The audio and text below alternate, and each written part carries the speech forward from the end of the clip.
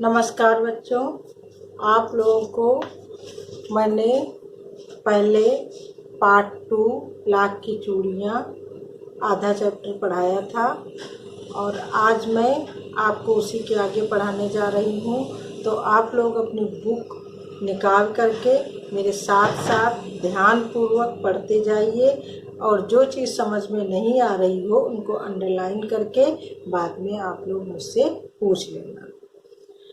अब मैं आपको पढ़ाने जा रही हूँ। कभी कभी बदलू मेरी अच्छी खासी खातिर भी करता।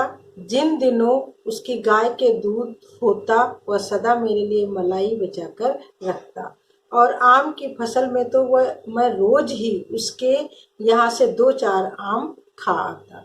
परंतु इन सब बातों के अतिरिक्त जिस कारण वह मुझे अच्छा लगता वह ये था कि लगभग रोज ही वह मेरे लिए 1-2 गोलियां बना देता। अब इस पंक्ति के माध्यम से लेखक हमें ये बताना चाहते हैं कि बदलू जब अपने घर जाता तो उसकी अच्छी खासी खातिरदारी करता। बदलू के पास एक गाय थी। जब वह दूध देती तो उसकी मलाई लेखक को खिलाता। आम की जब मौसम होता तो लेखक को आम खिलाता और बदलू लेखक के लिए 1-2 गोलियां लाख की बनाकर दे देता। इसलिए लेखक को बदलू सबसे प्रिय लगता। मैं बहुधा हर गर्मी की छुट्टी में अपने मामा के यहाँ चला जाता और 1-आध महीने वहां रहकर स्कूल खुलने के समय तक वापस आ जाता। परंतु 2-3 बार ही मैं अपने मामा के यहाँ गया होऊंगा। तभी मेरे पिता की एक दूर के शहर में बदली हो गई और एक लंबी अवधि तक मैं अपने मामा के गांव न जा सका। तब लगभग 8-10 वर्षों के बाद जब मैं वहां गया तो इतना बड़ा हो चुका था कि लाख की गोलियां में मेरी रुचि नहीं रह गई थी। अतः गांव में होते हुए भी कई दिनों तक मुझे बदलू का ध्यान न आया। इस बीच मैंने देखा कि गांव में लगभग सभी स्त्रियां कांच की चूड़ियां पहने हैं। बिरले ही हाथों में मैंने लाख की चूड़ियां देखी। अब इनके कठिन शब्द हैं। बिरले किसी किसी की,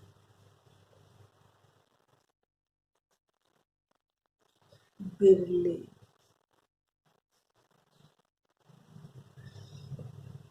किसी किसी के, बहुधा बहुत बार,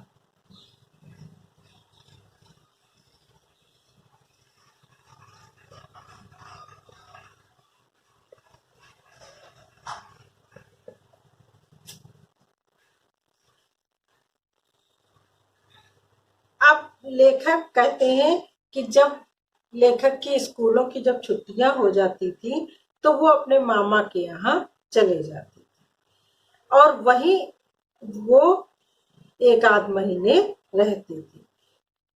लेकिन इसी बीच उनके पिता की बदली मतलब ट्रांसफर हो जाता है और वो दूसरे शहर चले जाते हैं।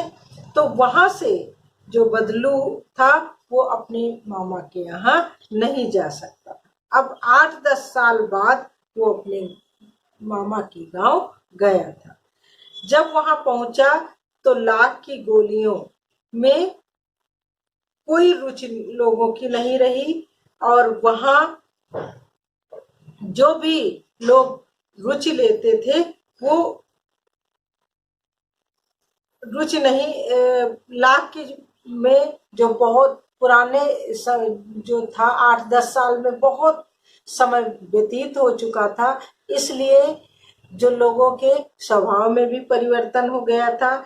जो स्त्रियां लाख की चूड़ियां पहनने लगी थी और उस समय जो 8-10 साल पहले हुआ करता था वो अब नहीं रहा। तब एक दिन सहसा मुझे बदलू का ध्यान हो गया। बात ये हुई कि बरसात में मेरे मामा की छोटी लड़की आंगन में फिसलकर गिर पड़ी और उसके हाथ की कांच की चूड़ी टूटकर उसकी कलाई में घुस गई और उससे खून बहने लगा। मेरे मामा उस घर पर न थे, मुझे ही उसकी मरहम पट्टी करनी पड़ी। तभी सहसा बदलू का ध्यान हो आया और मैंने सोचा कि उससे मिल आऊं। अतः शाम को मैं घूमते घूमते उसके घर चला गया। बदलू वहीं चबूतरे पर नीम के नीचे एक खाट पर लेटा था। अब इससे जो संबंधित आपके प्रश्न है, लेखक को बदलू की याद कब आई? प्रश्न 1, लेखक को बदलू की याद कब आई? प्रश्न 2,